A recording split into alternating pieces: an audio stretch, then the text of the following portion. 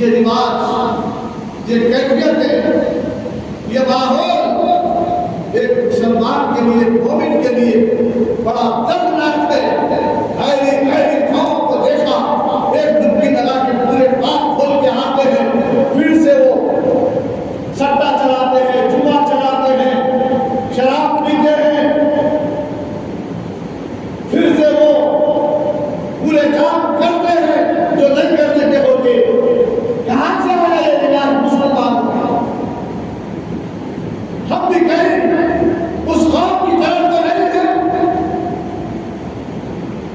जो कौम वो कर रही है। ईमान वाले होने के बावजूद, कुरान पे ईमान लाने के बावजूद, नबी पे ईमान लाने के बावजूद, कलमा पढ़ने के बावजूद कहीं और फिक्र किए, कहीं हमारा मिजाज, कहीं हमारी हैसियत, कहीं हमारी एक्टिविटीज, कहीं हमारा तरीका कहीं गैर लोगों की तरफ तो नहीं जा रहा है। नबी ने फरमाया जो जिस कौम की मुशाबियत इख्तियार करके पड़ेगा, कल उसी कौम के साथ मुशाबियत किया जाएगा।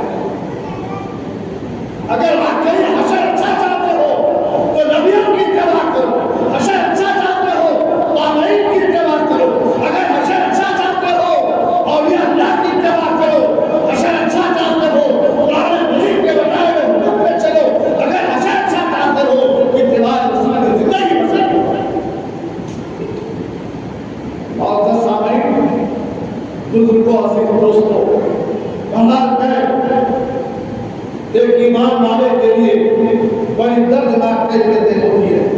अल्लाह ताला ने इस आयत में दो बातों की तरफ इशारा किया। पहले इबादत, सिर्फ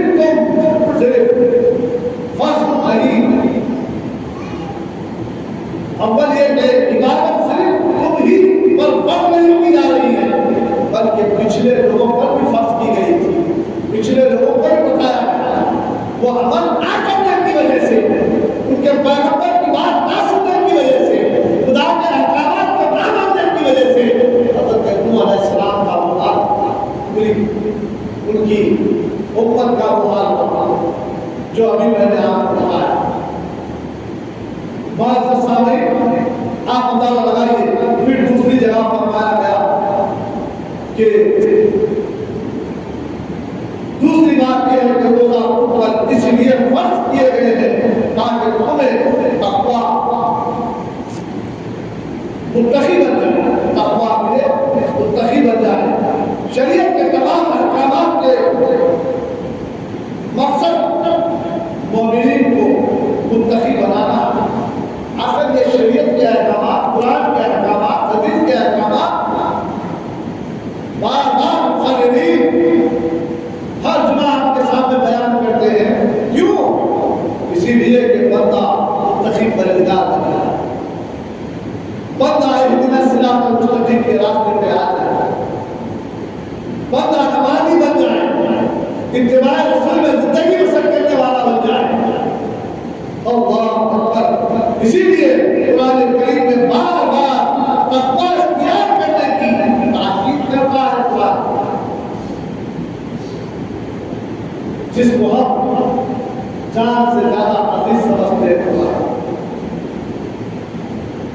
सामईन, मेरे प्यारे आका अलैहिस्सलाम के प्यारे दीवान, नमाज, रोजा, हज, ज़कात और दीगर इबादतें सब की सब ऐसे अमाल हैं जिनसे कुर्ब खुदाबंदी की नियामत अल्लाह का खौफ दिल में उजागर होता है। नमाज पढ़ने से क्या होता, रोजा करने से क्या होता, हज करने से क्या होता, ज़कात देने से क्या होता, ये बताया जा रहा है कि एक खौफ खुदा दिल में पैदा होता है। मगर गौर करना चाहिए हमको, यहाँ पर यह बताया जा रहा है कि अमल करने से खौफ पैदा होता है। जब खौफ पैदा होता है तो इंसान के कदम रखता है। मिसाल ये बताऊं मैं कि फौजी दस्ता दीवार के पीछे खड़ा था। अब आपको उस दीवार के पीछे जाना है, आगे जाना है, तो आप क्या करेंगे? कितने अलर्ट होके जाएंगे, कितना संजीदा होके जाएंगे। आगे बहुतों की गोली है, बम बारूद है रखा, वो आगे मुझे कितना अलर्ट होके जाता है इंसान, कितना छूटना पड़ता है, कितना बचना पड़ता है। दुनिया का माहौल भी यूं ही है, इससे बचो। दुनिया के फासिलों से, दुनिया के मीडिया से, दुनिया के नेटवर्क से, जो इंसान की जिंदगी को तबाह कर देना चाहता है, इससे बचते हुए आप, शैतानी हथकंडों से बचते हुए आप, ये दुनिया जिसमें मुल्क गर्क कर लेना चाहती है हमें, उससे बचते हुए आप निकल रहा है। उसके लिए आपने बताए गए कुरान की शक्ल, हदीस की शक्ल में तुम भी अपने पास कुछ ऐसी चीजें रखो जिससे तुम बच सको। अगर हम और आप तो यही समझ बैठे हैं दुनिया जैसा बात का इस्तेमाल करिए, दुनिया जैसा बंदों का इस्तेमाल कर रही है, दुनिया जैसे हथियार का इस्तेमाल कर रही है, हम तो सब कुछ किसी को समझ बैठे। निकल आओ।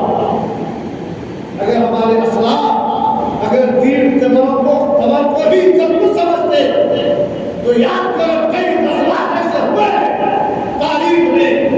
हुजूर नबी करीम सल्लल्लाहु अलैहि वसल्लम की बात आ गई, एक गज़वे में सहाबी रसूल आए, या रसूल अल्लाह इस्लाम के खिलाफ जंग हो रही, या रसूल अल्लाह मैं भी जिहाद करना चाहता हूँ। आज तो हालत ये है कि जहाद के ताल्लुक से मुसलमानों को गुस्सा आ जाए, गवर्नमेंट की जानिब से गिरफ्तार भी कर लिया जाता है। कौम इतनी भट्ठस हो चुकी है कि अपने आदमी को बचाने के लिए इनके पास ताकत ही नहीं है। सवाल खड़ा सकती है, नाम के लिए जांच कर सकती है। आए दिन देख रहे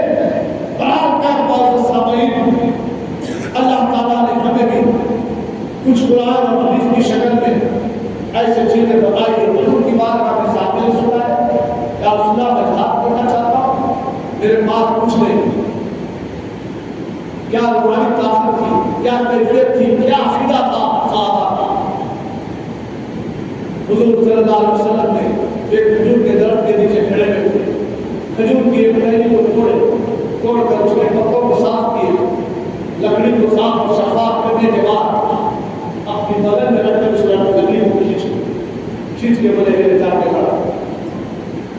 क्या मिला? इससे क्या मिला आपको? क्या कैफियत इसे मालूम हो रही है? पहले मुसलमानों का इतना काफिला था, सहाबा था, ईमान वालों का काफिला ये होता है। हम तो कुरान का हुक्म आ जाने के बावजूद हम ना वेट कर रहे, हदीस की बात आ जाने के बावजूद हम ना वेट कर रहे। अगर सहाबा किराम जो रसूलुल्लाह सल्लल्लाहु अलैहि वसल्लम मिले थे तो ये नहीं पूछते यार उसका ये तो लगती है वहां तो तीन तबर चल रहे, ये नहीं पूछा। आज हम क्या करें? ये आज जमाने के एतबार से पलटना पड़ता, इस्लाम हवा पूजा सच है बोल रहा है, मगर जमाना ऐसा है चलना पड़ता, पता करना पड़ता।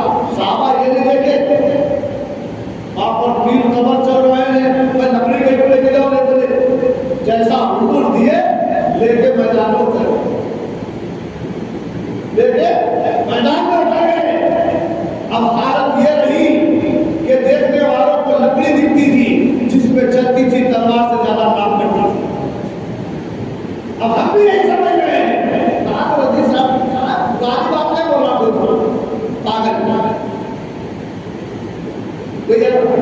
पुराने जमाने के सब पुरानी बात है, वो क्या लगा है जमाना बदल रहा है, फला है, तुम जितना भी बदल जाओ हमारे लिए रखोई कर दी।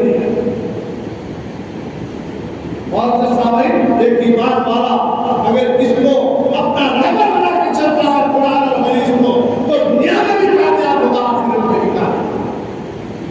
अगर इसको छोड़ कर अपनी जिंदगी बसर करता है तो याद रखना दुनिया में भी तबाही होगी इसके लिए, आखिरत में तबाह बर्बाद हो गया।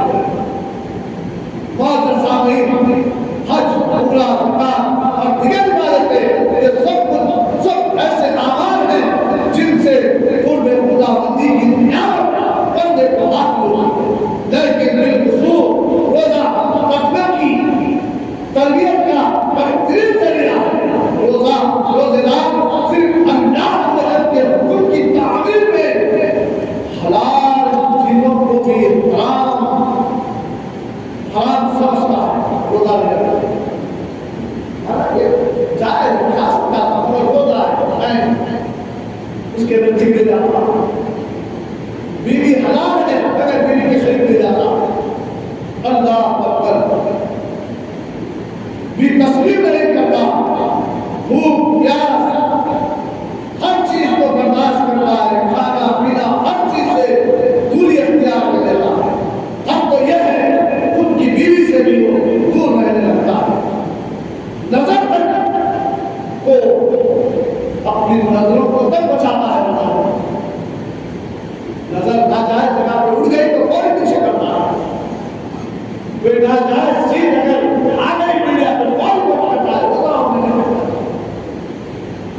रोजा कितना अहमियत का हक है, अब करीब आ रहा है, उसके लिए तैयारी अभी से लोगों को करना है।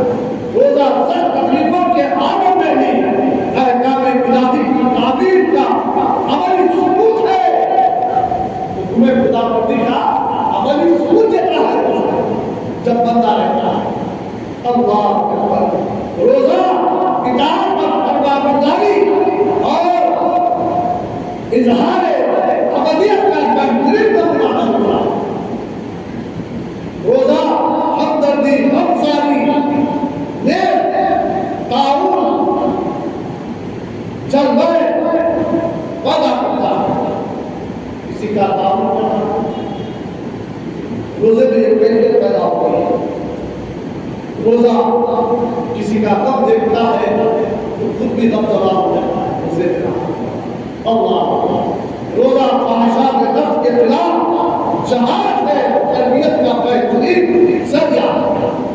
नफ्स के खिलाफ अगर जहाद करना है तो रोजा रखना है।